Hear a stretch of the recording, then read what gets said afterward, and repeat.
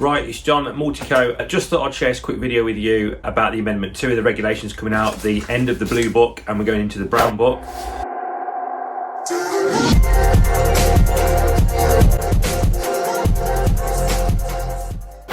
I just want to talk to you about the changes coming through in the new wiring regulations, the Amendment 2 BS 7671. That comes into effect as of now, but the final cut-off date is 27th of September 2022. So, what does it mean for us as electricians? Well, I've been trying to get to grips with it. I don't sit and read the regs book front to back, but I do like to understand what's going on and what we're going to be working towards. So there's a little cut down version with the wiring regulations. So there is going to be a grace period from now until 27th September 2022 where you can currently work to the, if you've got an ingoing projects at the moment, you can still work to the current regulations or you can work to the new ones. However, if you are going to work to the old ones, you're going to need to let the customer know, or the person ordering the works, that you are designing installation to comply with the current regulations rather than ones going forward. Right, next thing I want to talk to you about is the use of SPDs. That's going to be mandatory going forward. So any new fuse boards you install is going to have an SPD, a surge protection device.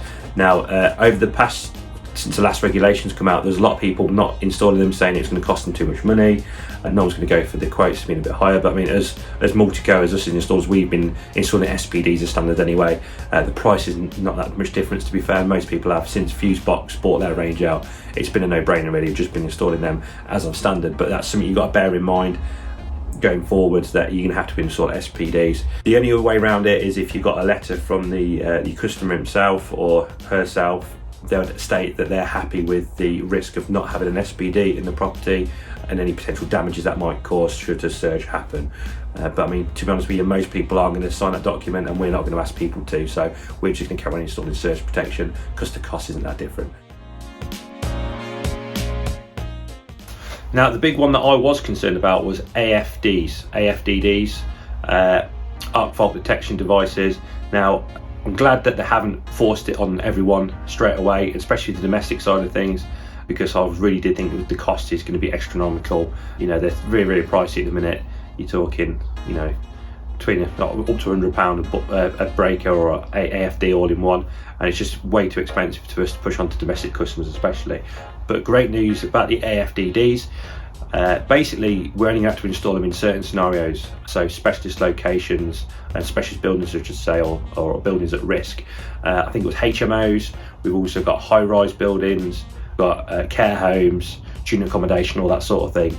That's where we're going to have to install AFDDs. So it means for us as domestic installers and commercial installers at the minute, what we're working on, it's not really going to come into effect too much. The things we touch on is mostly pubs. You could argue that it could start looking to install them there, but HMOs maybe when we do some more work in them, but really most of the day-to-day stuff is really not going to affect us that much, which is fantastic news. Right, next thing is we're no longer going to be able to fit AC type RCDs. Going forwards, pretty much it's all going to be A-type. We've been fitting A-type anyway as standard, as the manufacturer's already changed over to the new A-type standard anyway. But if you've got any old stock knocking about, forget it, you can't install it anymore unless you're getting installed now before the final deadline of 27th September 2022. You're not going to be able to install AC type RCDs. Right, the other thing about RCDs while we're on the subject is we're no longer going to have to do the whole range of RCD testing. So your 1 times, your 5 times at your 0 and your 180 degrees. All we're going to have to do now is just basically test, regardless of the type of RCD, the 1 times test. So that means no auto test going through each individual RCBO 5 or 6 times over and over again while you're waiting for the test to do its thing. It's going to speed things up entirely, so that's good news for us, and it just makes things easier really. Right, another big one for us is the inspection and testing schedule, the tick boxes, where you have to go through about 100 tick boxes, going through different questions about the installation. They're finally condensing that down, which is going to save us time, and basically the new tick boxes are just going to cover a lot of the individuals under one sort of banner sort of thing.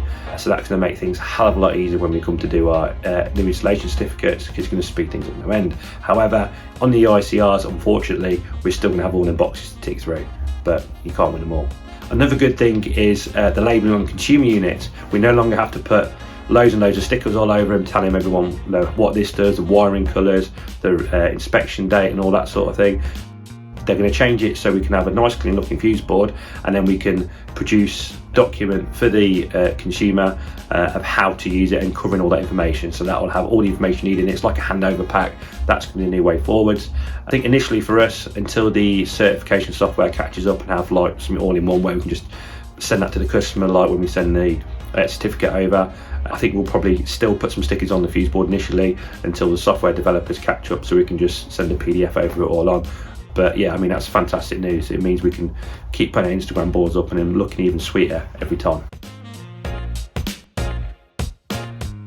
Another one, if you like sockets in the bathroom, they've changed the regulations on that a little bit. Instead of it being 3 meters away from a bathroom or through a bath or a shower, it's only 2.5 meters now. So if you like our European friends like to have hair dryers in the bathroom, or curling tongs, straighteners, or I mean, I don't really need any hair straighteners, but yeah, you can now install that in a bathroom as long as it's 2.5 meters away.